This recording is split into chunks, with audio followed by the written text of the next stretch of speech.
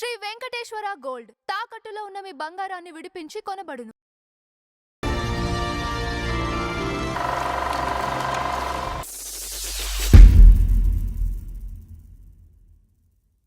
నమస్కారం నందం హరిచంద్ర గారు. నమస్కారం అంజబాబు గారు. సో మరి నిన్నేమో ప్రత్యేకాత్మ గారి గురించి చెప్పుకున్నాం. మరి వాళ్ళ అబ్బాయి వాసు గారికి సంబంధించి మరి ఈ రోజు లేకపోతే ఆయన కూడా బాధపడతారు. ఇద్దరు పైన ఉన్నారు. అంటే మా అబ్బాయి గురించి చెప్పవాలి ప్రత్యేకాత్మ గారు, నా గురించి చెప్పవాలి వాసు గారు. ఆయన నాకు మిత్రుడు కూడా. నిన్న చెప్పుకున్నప్పుడు మనం ఒక మాట అన్నాం, ఎన్టీఆర్ మెచ్చిన దర్శకుడు అన్నాను. కరెక్ట్, చాలా కరెక్ట్. ఎంచేతంటే ఈయన దర్శకుడైన 8వ చిత్రంతోనే ఎన్టీఆర్ డైరెక్ట్ చేశాడు. అది ఎవరికి సాధారణంగా రాదు. అంటే అప్పుడు ఇచ్చిన వాగ్దానం మేరకి వాసు గారు యుక్త వయసులోనే ఎన్టీఆర్ గారు డైరెక్ట్ చేశాడు ఆయన. అది కాల్ షీట్లు ఇచ్చాడు ఆయన, సరదారాముడు అని. ఓకే సరే, ఈయన 1951 జనవరిలో, ఈ నెలలోనే మనం చెప్పుకుంటున్న జనవరిలోనే ప్రత్యేకాత్మ గారికి సత్యవతి గారికి ఇద్దరు కమ్యూనిస్టు భావాలని చెప్పుకున్నాం మనం. ఈయన పుట్టిన తర్వాత, ఈయన పుట్టక ముందు 1950లో ఇదే సత్యవతి గారు అన్నయ్య గారు బంధువు, ఆయన అన్నయ్య గారు చలసాని శ్రీనివాసరావు గారిని ఎన్కౌంటర్ చేశారు 1950లో. ఈయన 51లో పుట్టాడు. 51లో పుట్టారు కాబట్టి ఆయన పేరుని ఈయనకి పెట్టారు శ్రీనివాసరావు అని. అది వాసు. శ్రీనివాసరావు అనే పేరు ఈయనకి పెట్టారు. ఏం చేత మేనమామ అవుతాడు ఆయన వరుసకి. ఏమండి, ఇలాగా అయిపోతుంటే తర్వాత సరే ఈయన మెడ్రాస్లోనే దర్శకుడిగా ఆయన బాగా మంచి ప్రభలో వెలిగిపోతుంది. కేసరి హై స్కూల్లో చదివాడు ఆయన. కేసరి హై స్కూల్ టచ్ చేయని సీనియర్ డైరెక్టర్లు ఎవరు లేరు ఇక్కడ. చాలామంది కేసరి హై స్కూల్లో చదివారు. అక్కడ మెడ్రాస్ టీనగర్లోనే ఒక కేసరి హై స్కూల్ ఉండేది, గవర్నమెంట్ స్కూల్ లాంటిది. ఏమండి, అందులో టచ్ చేయని వాళ్ళు ఎవరు లేరు, దాదాపుగా అందరూ చదివారు. అయిన తర్వాత ఆ తర్వాత ఏమైందంటే 10వ తరగతి తర్వాత ఆంధ్ర మెట్రికులేషన్కి అటెండ్ అయ్యాడు ఈయన. అటెండ్ అయితే ఒక సబ్జెక్ట్ పోయింది. పోతే ఏం చేశారంటే గుంటూరులో రవి ట్యూటోరియల్ కాలేజీలో చేర్పించారు. అక్కడ బంధువులు ఉంటే రవి ట్యూటోరియల్ కాలేజ్ చదివితే ఆ పరీక్ష రాస్తే అది పోయింది. ఇక ఈయన ఇలా కాదని చెప్పేసి చాలా స్ట్రిక్ట్ ఫాదరు వాసు గారిని చాలా స్ట్రిక్ట్గా చదవమనేవాడు ఆయన. చదువుకు ప్రాధాన్యత ఇచ్చేవాడు ఆయన. వెర్రి వేషాలు వేసేవాళ్ళు వేయొద్దని కేకలేసేవారు, దండించేవారు కూడా ప్రత్యేకాత్మ గారు. ఏమండి, అటువంటప్పుడు మళ్ళీ హైదరాబాద్కి వీడిని ఇలా కాదని చెప్పి హైదరాబాద్ తీసుకొచ్చి విజయ ట్యూటోరియల్ కాలేజీలో చదివించాడు ఆయన. చదివిస్తే ఈ విజయ ట్యూటోరియల్ కాలేజీలో వడ్డే రమేష్ క్లాస్మేట్. వడ్డే రమేష్ అంటే నిర్మాత, బొబ్బుల పుల్ది నిర్మాత. వీళ్ళిద్దరు క్లాస్మేట్స్. నా ప్రొడ్యూసర్, మా గురువు గారికి నాకు కూడా ప్రొడ్యూసర్ ఆయన. ఏమండి, అది అయిన తర్వాత ఆ విజయ ట్యూటోరియల్ గారి ఎగ్జామ్ సెంటర్ విజయవాడ వచ్చింది. విజయవాడ హైదరాబాద్ నుంచి విజయవాడ లేడు. ఈయనకి వాసు గారికి ఒక ఆయన ఇది చెప్పాలి మనకి. వాసు గారికి సినిమాలంటే చాలా ఇంట్రెస్ట్. కానీ తండ్రి భయం వల్ల ఎక్కువ సినిమాలు చూసేవాడు ఆయన. ఎక్కువగా సినిమాలకు వెళ్ళి చూసేవాడు. తండ్రి బాటనే పట్టాలని ఆయనకు ఉద్దేశం. కానీ తండ్రి మాత్రం వ్యతిరేకి సినిమాలకి. నేను పట్ట బాధలు నా కొడుకు, ఆశ్చర్యమే లేదు అందులో. ఇంచేతంటే సినిమాలు అనేటప్పటికి అనేకమైన ఇవి ఉంటాయి. ఇప్పుడు నేనంటే అదృష్టం కొద్దీ ఏదో పైకి వచ్చాను, మంచి చేశాను. కానీ అందరూ రావాలని లేదుగా. అంచేత ఏమి ఇబ్బంది పడతాడో కొడుకు అని చెప్పేసి ఆయన వ్యతిరేకించారు సినిమాల్లో రావటం. లేకపోతే తన దగ్గరే పెట్టుకోవచ్చు కదా. ముందు యాక్సెప్ట్ చేయలే అసలు. సినిమాలకు జోలికి వెళ్ళొద్దని చెప్పి కేకలేసేవాడు ఆయన. నువ్వు చదువు అంతే, నువ్వు ఎంత కావాలంటే అంత చదువు, నేను చదివిస్తాను. అదే ముందు ఒక ట్యూటోరియల్ అయిపోయింది. 2వ ట్యూటోరియల్లో బెజవాడ సెంటర్ వచ్చింది. బెజవాడ సెంటర్ వస్తే ఏం చేశాడు ఈయన, పరీక్ష రాయలే. ఎందుకు నేను పాస్ అయ్యేదా పెట్టేదా అనుకుని ఇంటికి వచ్చాడు, రాశానని చెప్పాడు. రిజల్ట్ వచ్చింది, అసలు రిజల్టే లేదు. రిజల్ట్ ఫాట్మంట కొట్టాడు ఆయన. కొట్టడంలో అలా ఎలా కాదు, ఇక కర్ర తీసుకు కొట్టాడు, బెల్ట్ తీసుకు కొట్టారు, మరి ఏం తీసుకు కొట్టారో కానీ విపరీతంగా కొట్టేశారు ఆయన. కొట్టనే ఇదే ఉందనుకుని ఆయన పెద్ద ముండికేసాడు ఆయన. ఇక మళ్ళీ చదవమన్నాడు ఆయన. మళ్ళీ చదవమంటే ఈసారి కూడా ఈయన నేను రాయనన్నాడు. రాయకుండా వచ్చాడు ఆయన.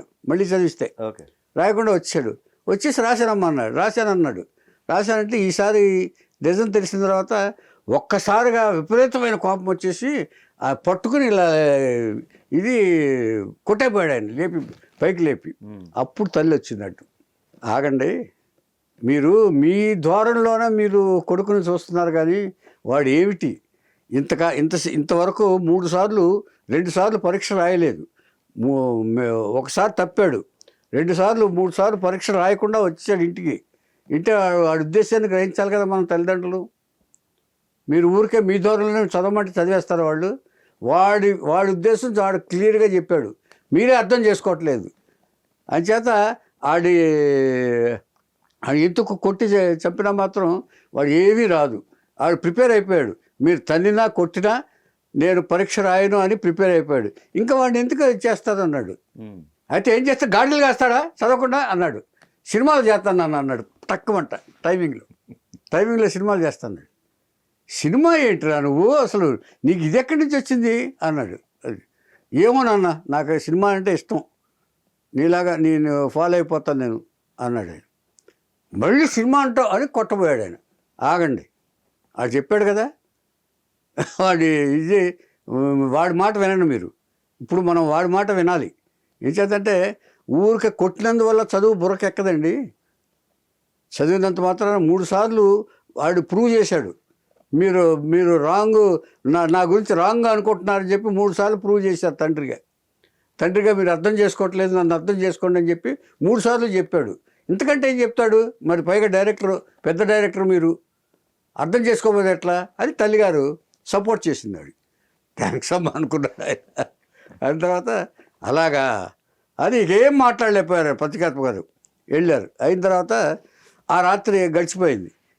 మర్నాడు పొద్దున్నే వచ్చేటప్పుడు ఒక 9-10 అయ్యేటప్పటికి నాన్న వాసు అన్నాడు. ఇదేంటి ఏదో పేర్లు పిలుపులో తేడా వచ్చింది అనుకుంటున్నాడు. మళ్ళీ ఏమన్నా చదవమంటాడా, నాన్న అని చెప్పి చదవమంటారని చెప్పి ఆలోచిస్తూ లోపల నుంచి వచ్చాడు ఆయన. నాయన ఇదిగో అని ఒక తాళం ఇచ్చాడు ఆయన. ఏమిటి నాన్నగారు ఇది అన్నాడు. సైకిల్ నాన్న అన్నాడు. దేనికి నాన్నగారు అన్నాడు. అంటే ఏం లేదు నాయన, నువ్వు కాలినడకన వెళ్తే ఇబ్బంది పడతావని చెప్పి సైకిల్ కొని తెచ్చాను, అంచేత నువ్వు ఈ సైకిల్ వాడుకో, నీకు బాగా ఎక్కడ కాళ్ళు నొప్పులు పోకుండా బాగా ఉంటుంది, చదువుకోనని. అయితే చదవక్కర్లేదు అన్నాడు. చిన్నవాడు మగాడన్న తర్వాత 1 చదవాలి, 2 పని చేయాలి. నువ్వు చదవనంటున్నావు, అంచేత ఈ సైకిల్ నీకు ఇచ్చాను. ఎందుకు ఇచ్చాను తెలుసా? ఏ పని చేస్తావో ఆ పని చేయడానికి నువ్వు ఈ సైకిల్ మీద తిరిగి సంపాదించుకో పని. అంచేత ఇది నీకు నేను ఇచ్చే గిఫ్ట్. ఇచ్చేదంటే అక్కడ కూడా నువ్వు బాధపడకూడదని ఈ సైకిల్ ఇచ్చాను నేను. 10 చోట్ల తిరగాలి, 10 చోట్ల తిరిగితే తప్ప నీకు పని రాదు అని చెప్పి చేశాడు. కానీ సినిమాకి ఎంకరేజ్ చేయలే. అదే ఇప్పుడు ఈయన మొదలెట్టాడు సినిమా ఆఫీసుల చుట్టూ ఎక్కడ పని దొరుకుద్దని. ఇది తెలిసిన తర్వాత ఇలా తిరుగుతున్నాడు, ఈ అన్నగారు ఈయన కొడుకుని ఇలా దండిస్తున్నాడు, వాడు చదువుకోవట్లేదు, పరీక్ష రాయట్లేదు అని తెలిసి హేమంబరరావు గారు తెలిసింది. అప్పటికి ఆయన డైరెక్టర్. ఎన్టీ రామారావు గారితో ఆడపడుచని సినిమా తీస్తున్నాడు ఆయన. చంద్రకళ, ఎన్టీ రామారావు గారు, చాలా పాపులర్ ఫిల్మ్. ఓకే. అన్నయ్య సన్నిధి ఏదో పాట కూడా ఉంది అందులో. ఏమంటే పిలిచాడు, ఏట్రా నాన్న ఇది, ఏట్రా ఇది అన్నాడు. మరి ఏం చేయమంటావు నాన్న, నాకు బాబాయ్ నాకు సినిమాలు అంటే ఇంట్రెస్ట్, ఆయనేమో ఇచ్చేసేస్తున్నారు ఆయన, నన్ను చదవమంటారు, నాకేమో మైండ్కి ఎక్కట్లేదు, నేనేం చేయను అన్నాడు. సరేలే, నీకేంటి ఇప్పుడు ఏం కావాలి నీకు? నేను సినిమాలో పనిచేయాలి, అయితే నా దగ్గర చేరు అన్నాడు. ఆడబడి చిత్రానికి పనిచేశాడు. అది ఎన్టీ రామారావు గారి సినిమా, ఫస్ట్ ఫిల్మ్. ఏది అసిస్టెంట్ డైరెక్టర్గా. అదే ఏమండి చేస్తుంటే హుషారుగా తిరగటం అది చూస్తున్నాడు రామారావు గారు, అబ్జర్వ్ చేస్తున్నారు. జనరల్గా నన్ను కూడా అలాగే చేశాడు ఆయన, మహానుభావుడు. నా గురించి బాగా పొగిడాడు కూడా ఆయన ఒకసారి. ఏమండి ఇలాగ అబ్జర్వ్ చేస్తారని నాకు ఇప్పుడు నా తర్వాత అర్థమైంది నాకు. ఇప్పుడు ఆయన గురించి చదువుతున్నప్పుడు వాసు గారు ఇలా రా అన్నాడు. అప్పుడు సన్నగా ఉండలేడండి, ఇంత లావలేడు వాసు గారు. మీరు ఈ పర్సనాలిటీ ఊహించుకుంటారు. అప్పుడు చాలా సన్నగా కుర్రాడు, 19-20 ఉంటాయి అప్పుడు. అయిన తర్వాత ఏంటి ఏం చేస్తున్నావు అన్నాడు. సార్ అసిస్టెంట్ డైరెక్టర్ సార్ అన్నాడు వినయంగా. తండ్రి పేరు చెప్పలా. అసిస్టెంట్ డైరెక్టర్ సార్ ఏం చేస్తున్నావు అన్నాడు. అప్పటికే ఇతనికి ఎడిటింగ్ రిపోర్ట్ రాయమని ఇచ్చారు ఆయన. ఇలా రాస్తున్నారు, క్లాప్ ఇలా పట్టుకుని ఇలా పట్టుకుని ఎడిటింగ్ రిపోర్ట్ ఇలా పట్టుకుని ఇచ్చేస్తున్నాడు. ఆహా నువ్వు ఎడిటింగ్ రిపోర్ట్ కంటిన్యూటీ కూడా రాస్తున్నావా అన్నాడు. కంటిన్యూటీ రాస్తున్నాను అన్నాడు. ఏది చూపించలాగి అన్నాడు. పుస్తకం తీసుకున్నాడు రామారావు గారు చేసేది చూశాడు. చూడు ఇలా కాదు రాయాల్సింది అని చెప్పి తనే రాసి, తన కంటిన్యూటీ తనే రాసి ఇలా రాయాలి ఈ డ్రెస్ ఇలాగా, ఈ కలర్ ఇలాగా, ఇవన్నీ చెప్పి రామారావు గారు వాసు గారికి చెప్పారు ఫస్ట్. తర్వాత ఎడిటింగ్ రిపోర్ట్ ఇలాగే అన్నాడు, రాశాడు. ఇలా కాదు, ఈ లాంగ్ షాట్ అని ఇలా రాయాలి, మిడ్ షాట్ అని ఇలా రాయాలి అని చెప్పి ఎడిటింగ్ రిపోర్ట్ ఇలా రాయాలని చెప్పి ఆయనకి చెప్పాడు. జాగ్రత్తగా నేర్చుకో అని చెప్పేసి అప్పుడు పక్కన వాళ్ళు ఎవరో చెప్పారు, ప్రత్యేగాత్మ గారు అబ్బాయి సార్ అన్నాడు. ప్రత్యేగాత్మ గారు అబ్బాయా, మరి ఏంటి నువ్వు చదువుకోకుండా ఎలా వచ్చేవేంటి అన్నాడు. నాకు సినిమా ఇంట్రెస్ట్ సార్ అన్నాడు. సరే ఏది ఇంట్రెస్ట్ ఉంటే అది జాగ్రత్తగా చేసుకో అని చెప్పేసి ఆయన ఆశీర్వదించారు. ఆశీర్వదించి అలా పరిచయం అయింది రామారావు గారి. తర్వాత అప్పుడప్పుడు ఎలా చేస్తున్నావు, ఏం చేస్తున్నావు, సినిమా అయినంత కాలం ఆయన్ని ఎంకరేజ్ చేస్తూనే వచ్చాడు ఆయన. జాగ్రత్త నేర్చుకో అన్నాడు. ఈ పాఠాలతోటి ఈయన ఏం చేశాడంటే, ఈ సినిమా తర్వాత 1 సంవత్సరం కెమెరామెన్ దగ్గర పనిచేశాడు, 1 సంవత్సరం ఎడిటర్ దగ్గర పనిచేశాడు. సో ఆ తర్వాత ఆయన ఎంక్వైరీ చేసినప్పుడు కనపడ్డప్పుడు రామారావు గారు అడిగితే, నేను ఇలాగ కెమెరా నేర్చుకుంటున్నానండి, ఇలా ఎడిటింగ్ నేర్చుకుంటున్నా అంటే, వెరీ గుడ్. దర్శకుడు అనేవాడికి అన్ని శాఖల మీద అవగాహన ఉండాలి, నువ్వు you are going in a right way అని చెప్పేసి ఆయన అర్థం చేశాడు. ఆయన ఆశీర్వదించాడు ఆయన. ఇది అయిన తర్వాత ఇక్కడ అయిన తర్వాత కొన్ని సినిమాలు చేసిన తర్వాత ఇప్పుడు తండ్రి యాక్సెప్ట్ చేశాడు ఆయన. ఓహో వీడు కొంచెం బాగానే ఒక పద్ధతిలోకి వచ్చాడు, వాడు మనం మాత్రం ఎందుకు చేయాలనుకుంటే అప్పుడు ఆయన దగ్గరికి షిఫ్ట్ అయిపోయాడు. 2-3 సినిమాలు చేసిన తర్వాత అసోసియేట్గా జాయిన్ అయిపోయాడు తండ్రి దగ్గర. ఆదర్శ కుటుంబం ఇలాంటి సినిమాలన్నీ 3-4 సినిమాలు, పునర్జన్మ, ఇవన్నీ 3-4 సినిమాలు తండ్రి దగ్గరే చేశాడు ఆయన. ఓకే. ఇప్పుడు ఎలిజిబుల్ ఆయన. ఇలా ఉంటుండగా ఈయన ఏం చేశాడంటే, తను తండ్రి దగ్గర చేస్తున్నాడు కదా, తండ్రిని ఫాలో అవుతూ ఒక కథ రాసుకున్నాడు ఈయన. తండ్రిని ఫాలో అవుతూ ఒక కథ రాసుకున్నాడు. ఎలాంటి కథ రాసుకున్నాడు? 22 ఏళ్ల వయసులో ఒక ఫ్యామిలీ కథ, తండ్రి భావాలతోటి రాసుకున్నాడు కథ. ఇచ్చేదంటే తను ఎలాంటి ఫ్యామిలీ సబ్జెక్టు, తండ్రిలాగానే తను తీయాలని ఒక ఆశ అతనికి. తను ఏమనుకున్నాడంటే, ఇక బయట నిర్మాతలు వచ్చేటప్పటికి నాకు టైం పడుతుంది, అంచేత నేనే తీసుకుంటాను నాన్న అని చెప్పి తండ్రి పర్మిషన్ తీసుకుని, తల్లితో పర్మిషన్ తీసుకుని, కొంత డబ్బు అరేంజ్ చేసుకుని తనే నిర్మాత, తనే ఇది. ఆయనకి ఇన్స్పిరేషన్ ఎవరంటే రాజ్ కపూర్ గారు. రాజ్ కపూర్ గారు 21 ఏళ్ల వయసులో నిర్మాత, దర్శకుడు అయ్యాడు. కానీ వాసు గారికి ఒక ఎక్స్ట్రా క్వాలిఫికేషన్ ఏంటంటే కథా రచయిత కూడా. కథ తనే రాసుకున్నాడు. తండ్రి వెళ్ళిన దారిలో వెళ్ళి సెంటిమెంట్ కథతోటి ఆడపిల్లల తండ్రి అనే టైటిల్ పెట్టుకున్నాడు ముందు కథకి సినిమా టైటిల్ పెట్టేశాడు. ఎస్వి రంగారావు గారిని పెట్టుకోవాలి అందరూ అనుకున్నారు ఆయన. కానీ ఈయన ఆలోచన చూడండి, ఇప్పుడే డైరెక్టర్ ఆలోచన ఎలా ఉంటుందంటే, ఎస్వి రంగారావు గారిని పెడితే మామూలుగా అయిపోతుంది, అది పెద్ద విషయం కాదు, అంచేత నాగభూషణం గారిని పెడితే ఒక వెరైటీగా ఉంటుంది, ఆయనకు కూడా క్యారెక్టర్ వెరైటీగా ఉంటుంది, ఒక టిపికల్ మాడ్యులేషన్స్ వస్తాయి, ఇవైతే సెంటిమెంట్సే వస్తాయి. టిపికల్ మాడ్యులేషన్లో ఒక వైరుధ్యమైన ఆర్టిస్టు సెంటిమెంట్ పండిస్తే ఎలా ఉంటుందో చూడాలని తనకు ఆశ అని చెప్పాడు. నాగభూషణం గారికి అది చెప్పాడు. బ్రహ్మాండంగా ఉంది, నీకు మరి డేట్స్ ఇస్తారన్నాడు. డేట్స్ అంటే 4 సినిమాలు అయి ఉన్నాయి. ఇంకో కండిషన్ కూడా పెట్టాడు, మీరు ఈ సినిమా కథ నచ్చింది కదా, నచ్చింది, ఈ సినిమా చేస్తారు కదా, చేస్తారు, చేసినప్పుడు మీరు విలన్ వేషాలు వేయకూడదు, ఈ సినిమా అయ్యేంత వరకు మీరు మళ్ళీ విలన్ వేషాలకు వేయకూడదు, అవన్నీ ఫినిష్ చేసుకొచ్చాకే నేను సినిమా స్టార్ట్ చేస్తాను అని ఆయన ఒప్పుకున్నాడు. ఎంచేత సినిమా మీద ఇది. సరే, ఇక ఇది అయిన తర్వాత డిస్ట్రిబ్యూటర్స్ని అప్రోచ్ అయ్యాడు. డిస్ట్రిబ్యూషన్ అప్రోచ్ అయితే నవయుగ శ్రీనివాసరావు గారు, విజయవాడ నవయుగ శ్రీనివాసరావు గారు ఈ కథ చెప్పి, ఇదివరకు కథ చెప్పి ఒప్పించేవాడు డిస్ట్రిబ్యూటర్స్. ఒప్పుకున్నారు. ఒప్పుకున్న తర్వాత అంటే ఇదివరకు షెడ్యూల్కి డబ్బులు ఇస్తూ ఉంటారు కదా ఆయన. అయిన తర్వాత ఆడపిల్లల తండ్రి మొత్తానికి బవిడిపాటి రాధాకృష్ణ డైలాగ్స్, కృష్ణరాజు, భారతి, తర్వాత నాగభూషణం, ఇది ఆడపిల్లలు 2-3 ఉన్నారు, భారతి కూడా ఒక ఆడపిల్ల. ఏమండి ఇలాగా ఆర్టిస్టులందరినీ సెట్ చేసుకుని మొత్తం బొమ్మిడిపాటి రాధాకృష్ణ డైలాగులతోటి సినిమా పూర్తి చేశాడు ఆయన. పూర్తి చేసి రిలీజ్కి వెళ్ళారు. రిలీజ్కి వెళ్ళి నాగభూషణం గారు కూడా వెళ్ళారు. నాగభూషణం ఎక్కడ వేశారు? అలంకార్ థియేటర్లో వేశారు. అలంకార్ థియేటర్లో వేస్తే విపరీతమైన క్రౌడ్. సో ఫస్ట్ పిక్చర్లో చాలా సక్సెస్ చూశాడు వాసు గారు. విపరీతమైన క్రౌడ్ ఉండగా 2 వారాలు అయ్యేటప్పటికి అలంకార్ థియేటర్ షిఫ్ట్ చేస్తున్నారని చెప్పి వచ్చింది. అలంకార్ థియేటర్ని షిఫ్ట్ చేస్తున్నాను. ఎందుకు షిఫ్ట్ చేస్తున్నాను అన్నాడు. అంటే ఏం లేదు, రామనాయుడు గారి సినిమా, రామనాయుడు గారి సినిమాతో నా సినిమా హిట్ కదా, హౌస్ఫుల్స్ కదా, హౌస్ఫుల్స్ అయినప్పుడు how can you remove it from the theatre అని చెప్పి గొడవ వేసుకున్నాడు ఈయన వాసు గారు. ఇదివరకు అలా జరిగేది. రామనాయుడు గారు చెప్పండి ఇంకో వారం లేకపోతే ఇంకో థియేటర్ చూసుకోండి.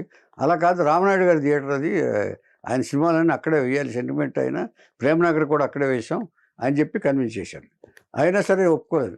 అయినా సరే డిస్ట్రిబ్యూటర్స్ ఏం చేశారంటే బలవంతంగా షిఫ్ట్ చేశారు. అయినా కూడా షిఫ్టింగ్లో కూడా 100 రోజులు ఆడింది. ఈ కోపంతో 100 రోజు ఫంక్షన్ చేయాల్సింది వాసు గారు కోపంతో 100 రోజు ఫంక్షన్ చేయలే. ఫస్ట్ పిక్చరు తనే నిర్మాత, తన ఎలివేషన్ కోసం చేసుకోవాలి. కానీ ఈ అప్సెట్ తోటి నన్ను ఆ థియేటర్ షిఫ్ట్ చేసి నాకు అన్యాయం చేశారు డిస్ట్రిబ్యూటర్స్ అనే ఇతోటి ఇచ్చేసాడు. డోగాలతో గొడవ పెట్టుకున్నాడు ఆయన. ఇక మీ జోలికి రానని చెప్పేసి గొడవ పెట్టుకున్నాడు. డిస్ట్రిబ్యూటర్లతో గొడవ పెట్టుకున్న డైరెక్టర్ ప్రతి వాళ్ళు మంచి గొప్ప డైరెక్టర్లు అయ్యారు, మా గురువు గారితో సహా. ఇక చాలా మంది ఉన్నారు, చెప్పుకున్నాం మనం. ఇలాగా ఫస్ట్ సినిమాకి నవయుగ వాళ్ళతో గొడవ వచ్చింది కదా, ఇప్పుడు డిస్ట్రిబ్యూటర్ని అప్రోచ్ అవ్వడానికి బెదవాడు వెళ్ళాడు ఈయన. రెండో సినిమా తీయాలంటే డిస్ట్రిబ్యూటర్స్ డెఫినెట్గా అవేర్నెస్ కావాలి, డిస్ట్రిబ్యూటర్ సపోర్ట్ కావాలి. ఏమండి ఎంత పెట్టినా మనం డబ్బులు పెట్టినా. డిస్ట్రిబ్యూటర్ దగ్గరికి వెళ్ళారు, లక్ష్మీ ఫిల్మ్స్కి వెళ్ళారు. వెళ్ళి ఆయన అప్పుడే ఊరు బయలుదేరుతున్నాడు పుణ్యక్షేత్రాలకి వెళ్ళి, అయ్యో నువ్వు తీస్తానంటే ఏదో మీ నాన్నగారిని ఇక్కడ కలిసి వస్తాను, నేను పుణ్యక్షేత్రాలకు వెళ్తున్నాను, తిరుపతి వెళ్ళి మెడ్రాస్ వెళ్ళి మీ నాన్నగారిని మాట్లాడి నేను వస్తాను, 1-2 రోజులు బెదవాడలో ఉండు, నువ్వు మళ్ళీ ఎందుకు వెనక్కి రావటం అని చెప్పి బెదవాడలో ఉంచారు ఆయన్ని. ఉంచిన తర్వాత ఆయన వెళ్ళాడు. ఆయన వెళ్తే ఈయన వెయిట్ చేస్తున్నాడు, వచ్చాడు. కానీ ఆయన బాడీ వచ్చింది. సడన్గా హార్ట్ అటాక్తో చనిపోయాడు ఆయన ప్రయాణంలో. జయదేవ్ గారు పుణ్యక్షేత్రాల నుంచి వచ్చి జయదేవ్ గారు, ఆయన లక్ష్మీ ఫిల్మ్ జయదేవ్ గారు టైం బ్యాడ్ అండి. ఇక అదే మీరు అన్నట్టు ఆయన నా టైం బ్యాడ్ అనుకున్నాడు, వచ్చేసాడు. ఉన్న డబ్బులు ఉన్నాయి కదా, లాభాలు వచ్చినాయి కదా, దాంట్లో సినిమా స్టార్ట్ చేశాడు. సినిమా స్టార్ట్ చేసిన తర్వాత ఇంకా డబ్బులు చాలా, తల్లి నగలు అమ్మేశాడు. నగలు అమ్మాడో తాకట్టు పెట్టాడు ఆయన. ఏదో మొత్తానికి తల్లి నగలు ఉపయోగపడ్డాయి. అయిన తర్వాత లాస్ట్లో 1,00,000 రూపాయలు ఎంతో దాదాపుగా కావాల్సి వచ్చి సినిమా ఆగిపోయిందంటే ఎవరిని అడగటం ఇష్టం లేదు ఈయన. ఇప్పుడు ఏం చేయాలనుకుంటుండగా ఈ ఇబ్బందుల్లో ఉండగా కె మహేంద్ర గారు సినిమా చేసి పెట్టమన్నాడు. ఆయన ఎందుకు ఎవరినైనా అడగొచ్చు కదా అని ఎవరిని అడగొచ్చు మనం వినేవాళ్ళు. కానీ ఆయన అడగటం ఇష్టం లేదు, తండ్రికి ఇష్టం లేదు. అది సినిమాలంటేనే ఇది ఇష్టం లేదు. పైగా అప్పులు చేసి సినిమా చేయటం అంటే తండ్రి గారికి అసలు ఇష్టం లేదు. తండ్రిని తల్లిని కష్టపెట్టకూడదని చెప్పేసి వాసు గారు కూడా ఆలోచించి ఎవరిని అప్పు అడగల. ఎవరిని అడిగినా ఇస్తారు, వడ్డే రమేష్ని అడిగినా ఇస్తారు, ఎవరిని అడగల. అప్పు చేయకుండా తనంతా తన సినిమా తీయాలని ఆయన అభిప్రాయం. ఇది ఎవరికైనా డౌట్ వస్తే చెప్తున్నాను. మహేంద్ర గారు సినిమా ఇచ్చారు, అన్నీ అయిపోయినాయి, ఏర్పాట్లన్నీ అయిపోయినాయి. అయిపోతుండగా ఆడపిల్లల తండ్రి చూసి బాగా మెచ్చుకున్న క్రాంతి కుమార్ గారు వాసు గారికి కవర్ చేశారు ఒకసారి. ఇలాగ ఒక డ్రామా ఒకటి ఉంది నెల్లూరులో జరుగుతుంది ఇప్పుడు, ఆ డ్రామా చూసి వద్దాం రా అని చెప్పి నెల్లూరు తీసుకెళ్ళారు. ఆయన తీసుకెళ్తే 45 నిమిషాల డ్రామా అది. అందులో కోట శ్రీనివాసరావు వాళ్ళందరూ మెయిన్ కుర్రాళ్ళు మెయిన్ వేసిన తర్వాత దాని రైట్స్ తీసుకున్నారు ఆయన. అప్పుడు కోట శ్రీనివాసరావు కూడా దాంట్లోనే ఇంట్రొడ్యూస్ అయ్యాడు ప్రాణం ఖరీదులో ఒక క్యారెక్టర్లో. అంటే మన చిరంజీవి గారు కాదు ముందు హీరో. సరే ఆ నాటకాన్ని సినిమాకి తీద్దాం అనుకున్నారు. సత్యేంద్ర కుమార్ అని వెంకటరావు గారి బంధువు, మీకు తెలుసో తెలీదో మరి. సత్యేంద్ర కుమార్ అని ఇదివరకు క్యారెక్టర్ వేశారు, మా ఎమ్మెల్యే ఏడుకొండలో కూడా వేశాడు ఆయన, రాజకీయ నాయకుడికి. వెంకటరావు గారికి బంధువు ఆయన. ఆయన హీరోగా ఫిక్స్ చేశారు. రేష్మి అనే అమ్మాయిని హీరోయిన్గా ఫిక్స్ చేశారు. వాసు గారు ఎంటర్ అయ్యారు. అప్పుడు వాసు గారు అయిన తర్వాత రేష్మిని సత్యేంద్ర కుమార్ పక్కన చూస్తే సత్యేంద్ర కుమార్ ఏజ్డ్గా కనిపించాడు. ఏమంటే ఇది మ్యాచ్ కాదండి, ఇది ఎలా కుదురుద్ది, ఇది చాలా దారుణంగా ఉంటుంది అని చెప్పేసి క్రాంతి కుమార్తో చెప్పాడు. ఆయన కూడా ఆలోచించారు. సరే, సో డైరెక్టర్ రైట్ వేలో ఉన్నాడు. క్రాంతి కుమార్ గారికి అదే కావాల్సింది. మనం ఏది చెప్తే అది చేసేవాడు కాదు, కావాలి దర్శకుడు కావాల్సింది అన్నాడు. అప్పుడు క్రాంతి కుమార్ గారికి ఒక అసోసియేట్ ఉన్నాడు, ప్రేమ్ కుమార్ అని. ప్రేమ్ కుమార్ అని ఒక అసోసియేట్ ఉన్నాడు. బాగా ఇదివరకు స్టైల్గా ఉండేవాళ్ళు, ఇదివరకు మరి ఇప్పుడు ఉండుంటారు ఆయన. ఏమండి, ఆయన ఒక కుర్రాడు ఉన్నాడు, ఇన్స్టిట్యూట్ నుంచి వచ్చాడు, చాలా కళ్ళు చాలా బాగుంటాయి, ఎక్స్ప్రెషన్ చాలా బాగుంటాయి అని చెప్పి పిలిపిస్తాను అన్నాడు. పిలిపించారు. పిలిపిస్తే ఆయన టెస్ట్ తీసి ఈయన పెర్ఫెక్ట్ అండి, ఈయన కరెక్ట్గా ఉన్నాడు అని చెప్పారు. ఆయన is none other than megastar Chiranjeevi garu. Chiranjeevi గారు అదే ప్రాణం ఖరీదు. కోట శ్రీనివాసరావు గారు ఆ నాటకం ఇచ్చేటప్పుడు, రైట్స్ ఇచ్చేటప్పుడు, మా ఆర్టిస్టులందరికీ మీరు వేషాలు ఇస్తేనే ఇస్తానంటే వాళ్ళందరికీ వేషాలు ఇచ్చారు. అందులో కోట శ్రీనివాసరావు గారు కూడా ఒకడు. ఓకే, దాంట్లోనే ఇంట్రడ్యూస్ అయ్యాడు కోట శ్రీనివాసరావు గారు కూడా. ఏమండి, ఇది అయిన తర్వాత ఈ సక్సెస్ మీట్ వచ్చినప్పుడు ప్రత్యేగాత్మ గారు సభలో మాట్లాడుతూ, నా కొడుకుని నేను ఇలాగా డిస్కరేజ్ చేశాను సినిమాకి రావద్దని, కానీ తన పట్టుదలతోటి, తన జయంతో, ఒక జయంతో నిలబడి తను అనుకున్న దాన్ని సాధించి తండ్రిగా నన్ను సంతోషపెట్టాడు. ఇక నుంచి ప్రత్యేగాత్మ కొడుకు వాసు అని కాదు, వాసు తండ్రి ప్రత్యేగాత్మగా నేను పిలిపించుకోవడానికి నేను సంతోషపడతానని చెప్పి సభలో చెప్పాడు. ఒక్కసారిగా కళ్ళనీళ్ళు తిరిగినాయి వాసు గారికి. ఏం చేద్దంటే అప్పుడు చదవలేదని కొట్టిన సందర్భాలు ఇవన్నీ వాసు గారికి గుర్తొచ్చినాయి. అంటే తండ్రి పాయింట్ ఆఫ్ వ్యూలో తండ్రి కరెక్టే. కొడుకుని ఎవరైనా ముందు ఏదో దానికి పంపించాలని ఏ తండ్రి అనుకోడు. అవును, తండ్రిగా తన కరెక్టే, తల్లి ఆ సపోర్టు కరెక్టే. ఎంచేత కొడుకు పలానా దాన్ని చేస్తాను అనుకున్నప్పుడు దానికి ఇది అవ్వటం కరెక్ట్ అండి అని చెప్పారు. అది ప్రాణం ఖరీదు. అక్కడి నుంచి ఇక వరుసగా చిరంజీవితో దాదాపుగా అల్లుళ్ళు వచ్చారు. తమ్మారెడ్డి భరద్వాజ సోలో హీరోగా కోతల రాయుడు తీశాడు, 175 రోజులు అడిగింది.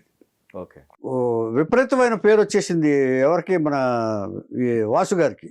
వాసు గారు బాగా డీల్ చేస్తున్నాడు, ఈయన కూడా తండ్రిలాగే కథను డీల్ చేసే విధానం బాగుంది.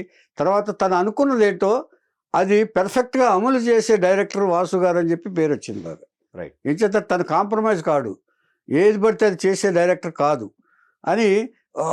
అంతకుముందు సినిమాలు కానివ్వండి, ఇది కానివ్వండి, ఫస్టే 22 ఏళ్ల వయసులో ఆడపిల్లల తండ్రి తీశాడంటేనే ఆయన యొక్క వైరుధ్యమైన ఆలోచన ఇండస్ట్రీ అందరికీ తెలిసింది. తర్వాత 6 మంటలు చిరంజీవి గారితో వరుసగా సినిమాలు చేశాడు, 4-5 సినిమాలు. 6 మంటలు, అల్లుళ్ళు వస్తున్నారని చెప్పేసి ఇలాగా. ఇక సోహన్ బాబు గారితో దేవుడు మావయ్య అనే సినిమా తీశాడు, ఒక రీమేక్ సినిమా. కృష్ణరాజు గారితో బాబులు గారి దెబ్బలు తీశాడు ఆయన. తర్వాత సుమన్ తోటి అమెరికా అల్లుడు అనే సినిమా తీశాడు ఆయన. ఇక పక్కింటి అమ్మాయి అని దాంట్లో అసలు గురువు గారిని అడిగారు ముందు. దాసనారాయణ, ఎస్పి బాలసుబ్రహ్మణ్యం క్యారెక్టర్కి దాసనారాయణ అడిగారు, అవతలేమో చక్రవర్తి. ఓకే, ఏమండి, ముందు గురువుగారిని అడిగారు. గురువుగారు ఇస్తాను నీకు చేయడానికి ఏంటి వాసు అన్నారు. కానీ ఆయన బిజీ టైం వల్ల ఒక 4-5 నెలలు అయిన తర్వాత వరకు ఇస్తానని చెప్పేసి ఆయన పిలిచి చెప్పారు, కుదరట్లేదు వాసు, సారీ నువ్వేమనుకోవద్దు అని చెప్తే అప్పుడు ఎస్పి బాలసుబ్రహ్మణ్యం గారిని పిలిచారు. ఓకే, పెట్టి చేశారు చంద్రమోహన్ తోటి. అది కూడా బాగుంది. తర్వాత గోపాలరావు గారు అమ్మాయి.